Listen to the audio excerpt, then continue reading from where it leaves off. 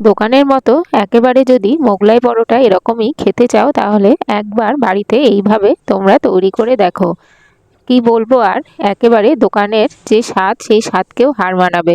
তার জন্য প্রথমে কড়াইতে অল্প সামান্য তেল নিয়ে তাতে কাঁচা লঙ্কা কুচি আর পেঁয়াজ বাটা, আদা রসুন বাটা একসাথে নিয়ে আমি একটু ভেজে নিয়েছি। তার মধ্যে দিয়েছি জিরে আদা বাটা, একটুখানি কাশ্মীরি রেড চিলি পাউডার, আমচুর পাউডার, আর দিয়েছি ধনে গুঁড়ো আর গরম মশলা গুঁড়ো, আর সামান্য লবণ আর হলুদ দিয়ে মশলাটা বেশ ভাজা ভাজা যখন হয়ে যাবে দিয়ে দাও ধনেপাতা। আর অবশ্যই এখানে কিন্তু লাগবে আমাদের বিস্কুটের গুঁড়ো। আর এখানে আমি এক বাটি মতো, ছোটো বাটির এক বাটি মতো বিস্কুটের গুঁড়ো দিয়ে দিয়েছি। তাতে 6টা মতো মোগলাই পরোটা অবশ্যই তৈরি হয়ে যাবে। আর ভিতরে পুরটা যদি এইভাবে বিস্কুটের গুঁড়ো দিয়ে তৈরি করো তাহলে কি বলবো আর, দোকানের মতোই একেবারে তৈরি হবে মোগলাই পরোটা। আর এখানে আমি ময়দা নিয়ে নিয়েছি প্রায় 500 গ্রাম মতো, নিয়েছি লবণ, চিনি, অল্প একটু খাবার সোডা, আর নিয়েছি 2 টেবিল চামচ মতো তেল।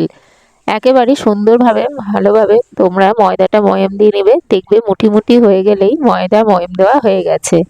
এইবার জল দিয়ে বেশ ভালোভাবে নরম করে ময়দাটা মেখে নেবে।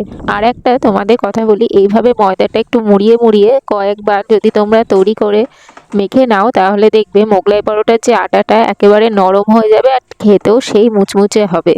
আর ময়দা মাখা বেশ যখন হয়ে গেল তারপর আমি অল্প তেল দিয়ে ভালোভাবে নিয়ে মাখিয়ে নিয়েছি। তেলটা ময়দার ওপর দিয়ে একটা বাটি দিয়ে বেশ আধ ঘন্টা মতো রেখে দিয়েছিলাম। দেখো ময়দাটা কতটা নরম আর তুলতুলে হয়েছে। এরপর আবারও আমি একটু তেল দিয়ে ঢেকে রেখে দিব। এইবার একটা বড় জায়গায় লাগবে, যেহেতু মোগলাই পরোটা তৈরি হচ্ছে। এবার বেলার জন্য আমি ভালোভাবে 4 কোনা মতো বেলে রেখেছি।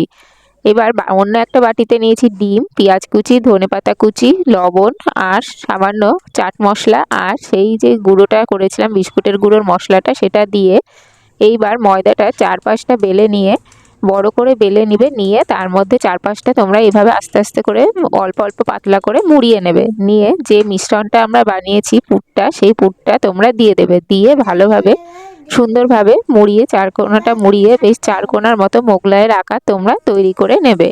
এবার কড়াইতে তেল গরম করবে, করে নিয়ে তাতে মোগলাই পরোটাটা দিয়ে ছাঁকা তেলে সুন্দরভাবে, তবে বেশি খুব একটা আমাদের তেল লাগবে না, দোকানে যেহেতু প্রচুর তেল দিয়ে ভাজা হয় সেরকমভাবে আনহেলদিও হবে না। অল্প সাদা তেল দিয়ে তোমরা সুন্দরভাবে মুচমুচে করে ভেজে নেবে। দেখো কতটা খাস্তা হয়েছে আর কতটা দেখতে সুন্দর হয়েছে, আর খেতেও হয়েছে কিন্তু সেই অসাধারণ। এইভাবে তোমরা যদি তৈরি করে নাও তাহলে কথা দিচ্ছি তোমরা মোগলাই পরোটা খাওয়ার জন্য আর দোকানে কিন্তু একেবারেই যাবে না।